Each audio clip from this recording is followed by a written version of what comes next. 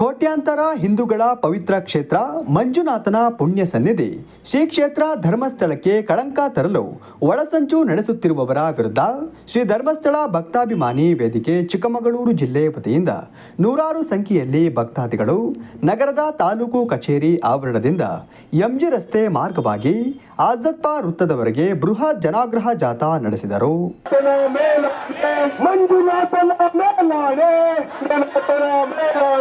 ದೇಶದ ರಕ್ಷಣೆ ನಮ್ಮ ಹೊಣೆ, ದೇಶದ ರಕ್ಷಣೆ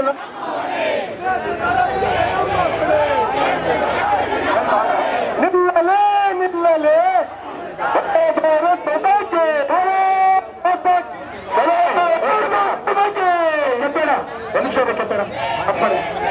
ಹಿಂದೂ ಎಂದು ಹೇಳುವಲ್ಲ.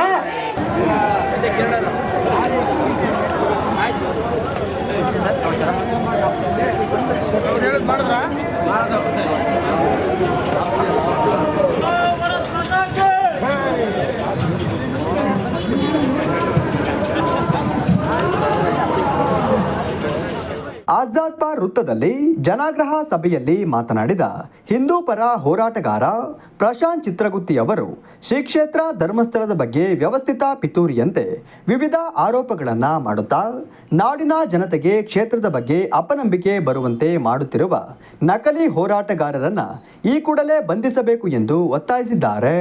ಧರ್ಮ ಯುದ್ಧವನ್ನ ಸಾರಿ ಧರ್ಮ ಯುದ್ಧಕ್ಕಾಗಿ ಪಣತೊಟ್ಟು ನಿಂತು ಅಧರ್ಮದ ವಿರುದ್ಧ ಯುದ್ಧ ಮಾಡಬೇಕು ಅಂತಕ್ಕಂಥ ನಿಲುವನ್ನ ಇಟ್ಕೊಳ್ತಾ ಧರ್ಮ ಯುದ್ಧಕ್ಕಾಗಿ ನಾವು ಸೇರಿದ್ದೇವೆ. ಇಲ್ಲಿ ಎರಡು ಪಂಗಡಗಳಿದ್ದಾವೆ, ಧರ್ಮ ಮತ್ತು ಅಧರ್ಮದ ವಿರುದ್ಧ ಯುದ್ಧ. ಧರ್ಮದ ಪರವಾಗಿ ಮಹಾಭಾರತದಲ್ಲಿ ಪಾಂಡವರು ಏನು ಸೇರ್ಕೊಂಡ್ರು ಧರ್ಮರಾಯನ ನೇತೃತ್ವದಲ್ಲಿ, ಹಾಗೆ ಇವತ್ತು ಧರ್ಮದ ಪರವಾಗಿ ಧರ್ಮಸ್ಥಳದ ಧರ್ಮಾಧಿಕಾರಿ ಧರ್ಮರಾಯ ಯುಧಿಷ್ಠಿರನಾಗಿರತಕ್ಕಂಥ ಪರಮ ಪೂಜ್ಯ ವೀರೇಂದ್ರ ಹೆಗ್ಗಡೆ ಅವರ ನೇತೃತ್ವದಲ್ಲಿ ಧರ್ಮದ ರಕ್ಷಣೆಗಾಗಿ ಧರ್ಮದ ಪರವಾಗಿ ಯುದ್ಧ ಮಾಡಲಿಕ್ಕೆ ನಾವು ಸೇರಿಕೊಂಡಿದ್ದೀವಿ. ಒಂದು ಕಡೆ ಧರ್ಮದ ಪರವಾಗಿ ನಿಂತ ಸೈನ್ಯ, ಇನ್ನೊಂದು ಕಡೆ ಅಧರ್ಮದ ಪರವಾಗಿ ನಿಂತ ಕೌರವರ ಸೈನ್ಯ ನಿಂತಿದೆ. ದುರ್ಯೋಧನ, ಕಂಸ, ಕೀಚಕ ಎಲ್ಲ ಇದ್ದಾರೆ ಅದರಲ್ಲಿ. ಇದು ಯುದ್ಧ ಇರೋದು ಧರ್ಮ ಮತ್ತು ಅಧರ್ಮದ ಯುದ್ಧ, ಎರಡರ ಮಧ್ಯದಲ್ಲಿ ಇದು ನಡೀತಾ ಇದೆ. 900 ವರ್ಷಗಳ ಇತಿಹಾಸ ಇರತಕ್ಕಂಥ ಶ್ರೀ ಕ್ಷೇತ್ರ ಧರ್ಮಸ್ಥಳದ ಪವಿತ್ರತೆಯನ್ನು ಹಾಳು ಮಾಡಬೇಕು ಅಂತಕ್ಕಂಥ ನಿಟ್ಟಿನಲ್ಲಿ ಏನು ದುಷ್ಟ ಶಕ್ತಿಗಳಿದ್ದಾವೆ, ನೀಚ ಶಕ್ತಿಗಳಿದ್ದಾವೆ, ಕುತಂತ್ರಿಗಳಿದ್ದಾರೆ, ಇವರೆಲ್ಲ ಸೇರ್ಕೊಂಡು ಒಂದು ದೊಡ್ಡ ಪಿತೂರಿಯನ್ನು ಮಾಡ್ತಾ ಇದ್ದಾರೆ. ಸೀತಾರಾಮ್ ಭರಣ್ಯ ಅವರು ಮಾತನಾಡಿ, ಹಿಂದೂಗಳು ಹೇಗೆ ಹಿಂದೂ ಧರ್ಮವನ್ನ ಬಿಟ್ಟು ಕೊಡುವುದಿಲ್ಲವೋ ಹಾಗೆಯೇ ಹಿಂದೂಗಳ ಪವಿತ್ರ ಕ್ಷೇತ್ರವನ್ನ ಹಾಗೂ ಧರ್ಮಸ್ಥಳವನ್ನ ಬಿಟ್ಟು ಕೊಡುವುದಿಲ್ಲ. ಶ್ರೀ ಕ್ಷೇತ್ರ ಧರ್ಮಸ್ಥಳಕ್ಕೆ ಕೈ ಹಾಕಿ ಉಳಿದವರಿಲ್ಲ. ಟೋಪಿ ಹಾಕಿಕೊಂಡು ಬಂದಿರುವವನು ಭೀಮನಲ್ಲ, ಬಕಾಸುರ. ಆಗಸ್ಟ್ 24ನೇ ತಾರೀಕು ಶ್ರೀ ಕ್ಷೇತ್ರ ಧರ್ಮಸ್ಥಳದಲ್ಲಿ ಲಕ್ಷಾಂತರ ಜನ ಭಕ್ತರು ಸೇರುತ್ತಿದ್ದು 24ರೊಳಗಾಗಿ ಭೀಮನನ್ನ ಬಂಧಿಸದಿದ್ದಲ್ಲಿ 13ನೇ ಗುಂಡಿಯಲ್ಲಿ ಭೀಮನನ್ನ ಹೂತು ಹಾಕುತ್ತೇವೆ ಎಂದು ಎಚ್ಚರಿಕೆ ನೀಡಿದ್ದಾರೆ. ಮತ ಪಂಥ ಪಂಗಡ ಮರೆತು ಸಾವಿರಾರು ಕುಟುಂಬಗಳಿಗೆ ಬೆಳಕು ನೀಡಿದ್ರಲ್ಲ, ಅದಕ್ಕೋಸ್ಕರ ನಿಮ್ಮ ಷಡ್ಯಂತ್ರನ. ಸ್ವಂತಕ್ಕೆ ಸ್ವಲ್ಪ ಸಮಾಜಕ್ಕೆ ಸರ್ವವನ್ನು ಅನ್ನಂತ ರೀತಿಯಲ್ಲಿ ನಮ್ಮ ಕಾಬಂದರು 1980ರಿಂದ ಇವತ್ತಿನ ತನಕ ದೇವಸ್ಥಾನಕ್ಕೆ ಹಾಕಿರ್ತಕ್ಕಂಥ ಕಾಣಿಕೆಯನ್ನ ಭಕ್ತರಿಗೆ ಕೊಡಬೇಕು ಅಂತೇಳಿ ಲಕ್ಷಾಂತರ ಕುಟುಂಬದ ಜೊತೆ ನಿಂತ್ರಲ್ಲ, ಅದಕ್ಕೋಸ್ಕರ ಷಡ್ಯಂತ್ರ ಮಾಡ್ತಾ ಇದ್ದೀರಾ ನೀವು. ನಿಮ್ಮ ಷಡ್ಯಂತ್ರ ಫಲಿಸದು, ನಿಮ್ಮ ಷಡ್ಯಂತ್ರ ಇವತ್ತಿಗೆ ಕೊನೆಯಾಗಬೇಕು. ಸಿಎಚ್ ಲೋಕೇಶ್ ಅವರು ಮಾತನಾಡಿ, ಹಿಂದೂ ಸಮಾಜದ ಶ್ರದ್ಧಾ ಕೇಂದ್ರ, ಸಮಾಜದ ಸರ್ವಾಂಗೀಣ ಉನ್ನತಿಗಾಗಿ ಶ್ರಮಿಸುತ್ತಿರುವ ಶ್ರೀ ಕ್ಷೇತ್ರ ಧರ್ಮಸ್ಥಳದ ಪಾವಿತ್ರತೆಗೆ ಹಾನಿ, ಷಡ್ಯಂತ್ರದ ಪ್ರಯತ್ನ ನಡೆಯುತ್ತಿದ್ದು ನಾವೆಲ್ಲ ಹಿಂದೂಗಳು ಒಗ್ಗಟ್ಟಾಗಿ ಕ್ಷೇತ್ರವನ್ನ ರಕ್ಷಿಸಬೇಕು ಎಂದು ಮನವಿ ಮಾಡಿದ್ದಾರೆ. ಜಾತಿ ಇಲ್ಲ, ಧರ್ಮಸ್ಥಳದಲ್ಲಿ ಹಿಂದೂ ಅಂತಕ್ಕಂಥದ್ದೇ ಒಂದು ಜಾತಿ. ದಿನಕ್ಕೆ ಸಾವಿರಾರು ಜನ ಹೋಗ್ತಕ್ಕಂಥ ಜಾಗ, ಲಕ್ಷಾಂತರ ಜಾಗ ಹೋಗ್ತಕ್ಕಂಥ ಜಾಗ.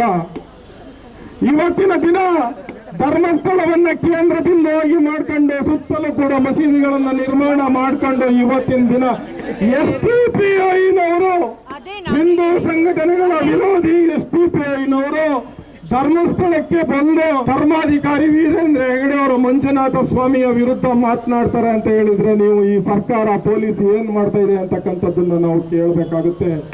ಎಚ್ಚರ, 18 ಅಡಿ ಗುಂಡಿ ತೆಗೆದಿದ್ದೀರಾ, ಮೂಳೆನೂ ಸಿಕ್ಕಿಲ್ಲ, ಕೂದಲು ಸಿಕ್ಕಿಲ್ಲ. ಹೆಗಡರ ಬಗ್ಗೆ, ನಮ್ಮ ಕ್ಷೇತ್ರದ ಬಗ್ಗೆ ಮತ್ತೊಮ್ಮೆ ಏನಾದ್ರೂ ಮಾತಾಡಿದ್ದೆ ಆದ್ರೆ ಇಲ್ಲಿ ಸಾಂಕೇತಿಕವಾದ ಪ್ರತಿಭಟನೆ. ಧರ್ಮಸ್ಥಳ ಮಂಜುನಾಥ ಸ್ವಾಮಿಯನ್ನ ನಾವು ಬಿಟ್ಕೊಡಲ್ಲ, ರಕ್ತ ಕೊಡ್ತೀವಿ, ಜೀವ ಕೊಡ್ತೀವಿ ಅಂತಕ್ಕಂಥ ಮಾತನ್ನ ಹೇಳ್ತಾ ನಿನ್ನೆ ಮಾತು ಮುಗಿಸ್ತೀನಿ. ಜೈ ಹಿಂದ್, ಜೈ ಭಾರತ್. ಶ್ರೀ ಕ್ಷೇತ್ರ ಧರ್ಮಸ್ಥಳಕ್ಕೆ ಕಳಂಕ ತರಲು ಒಳಸಂಚು ನಡೆಸುತ್ತಿರುವವರನ್ನ ಈ ಕೂಡಲೇ ಬಂಧಿಸಬೇಕು ಹಾಗೂ ಧರ್ಮಸ್ಥಳದ ವಿರುದ್ಧ ಸುಳ್ಳು ಸುದ್ದಿಗಳನ್ನು ಹರಡಿಸುತ್ತಿರುವ ಕೆಲ ಯೂಟ್ಯೂಬ್ ಚಾನೆಲ್ಗಳನ್ನು ರದ್ದುಪಡಿಸಬೇಕು ಎಂದು ಒತ್ತಾಯಿಸಿ ಜಿಲ್ಲಾಧಿಕಾರಿಗಳ ಮೂಲಕ ಕರ್ನಾಟಕ ಸರ್ಕಾರದ ಮಾನ್ಯ ಗೌರವಾನ್ವಿತ ಮುಖ್ಯಮಂತ್ರಿಗಳಿಗೆ ಮನವಿ ಸಲ್ಲಿಸಲಾಯಿತು. ಸಾಕ್ಷ್ಯಾಧಾರಗಳು ಇವೆ ಅಂತ ನಿರಂತರವಾಗಿ ಹೇಳುತ್ತಿರುವ ಮಹೇಶ್ ಶೆಟ್ಟಿ ತಿಮ್ಮರೋಡಿ, ಗಿರೀಶ್ ಮಟ್ಟಣ್ಣನವರ್ ಹಾಗೂ ಜಯಂತ್ ಟಿ ಇವರ ಮೊಬೈಲ್ಗಳನ್ನು ಹಾಗೂ ಇವರ ಮನೆ ಹಾಗೂ ಕಚೇರಿಗಳ ತನಿಖೆ ಮಾಡಬೇಕು ಹಾಗೂ ಸತ್ಯಾಂಶವನ್ನು ಬಯಲಿಗೆ ಎಳೆಯಲು ಈಗಿರುವ ತನಿಖಾ ತಂಡದಿಂದ ಅಥವಾ ಇನ್ನೊಂದು ತನಿಖಾ ತಂಡವನ್ನು ರಚಿಸಿ ತನಿಖೆಯನ್ನು ಕೈಗೊಳ್ಳಬೇಕೆಂದು ಮತ್ತು ಅವರನ್ನು ದಕ್ಷಿಣ ಕನ್ನಡ ಜಿಲ್ಲೆಯಿಂದ ಗಡೀಪಾರು ಮಾಡಬೇಕೆಂದು ಈ ಮೂಲಕ ವಿನಂತಿಸಿಕೊಳ್ಳುತ್ತಿದ್ದೇವೆ. ಕ್ಷೇತ್ರದ ಬಗ್ಗೆ ಮತ್ತು ಪೂಜ್ಯ ಡಾಕ್ಟರ್ ವೀರೇಂದ್ರ ಹೆಗ್ಗಡೆ ಅವರ ಬಗ್ಗೆ ಅಪಪ್ರಚಾರ ಮಾಡುತ್ತಾ ಸಾಮಾಜಿಕ ಮಾಧ್ಯಮಗಳಲ್ಲಿ ಸುಳ್ಳು ಸುದ್ದಿ ಹರಿಬಿಡುತ್ತಿರುವವರ ವಿರುದ್ಧ ಸೂಕ್ತ ಕಾನೂನು ಕ್ರಮ ಕೈಗೊಂಡು ಈ ರೀತಿಯ ಸುಳ್ಳು ಸುದ್ದಿಗಳು ಸಮೂಹ ಮಾಧ್ಯಮಗಳಲ್ಲಿ ಇನ್ನು ಮುಂದೆ ಪ್ರಸಾರವಾಗದಂತೆ ಈ ಕ್ರಮ ಕೈಗೊಳ್ಳಬೇಕೆಂದು ದೂರು ನೀಡುತ್ತಿದ್ದೇವೆ.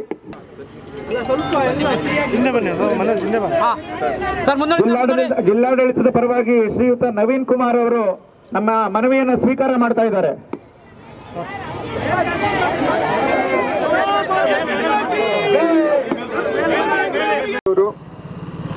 ಏನಿವತ್ತೊಂದು ಅನಾಮಕ ವ್ಯಕ್ತಿ ಮತ್ತೆ ಇತರರ ಬಗ್ಗೆ ದೂರನ್ನ ನೀಡಿರ್ತಾರೆ. ಸೊ ನಾವು ಕೂಡಲೇ ಕೂಡ ಈ ಒಂದು ದೂರನ್ನ ಸರ್ಕಾರದ ಗಮನಕ್ಕೆ ತಂದು ಕಾನೂನು ಪ್ರಕಾರ ಸೂಕ್ತ ಕ್ರಮವನ್ನು ತೆಗೆದುಕೊಳ್ಳೋದಕ್ಕೆ ನಾವು ಇವತ್ತೇ ಈ ಒಂದು ಮನವಿಯನ್ನು ಸರ್ಕಾರಕ್ಕೆ ಕಳಿಸ್ಕೊಡ್ತೀವಿ. ಈ ಸಂದರ್ಭದಲ್ಲಿ ಅರವಿಂದ್, SDM ಮಂಜುನಾಥ್, ಕೋಟೆ ಮಲ್ಲೇಶ್, ಕುಮಾರ್ ಶೆಟ್ಟಿ, ಅನಿಲ್ ಆನಂದ್ ಹಾಗೂ ವಿವಿಧ ಸಂಘಟನೆಯ ಮುಖಂಡರು, ಹಿಂದೂ ಪರ ಹೋರಾಟಗಾರರು, ಶ್ರೀ ಕ್ಷೇತ್ರ ಧರ್ಮಸ್ಥಳದ ಭಕ್ತರು ಪಾಲ್ಗೊಂಡಿದ್ದರು.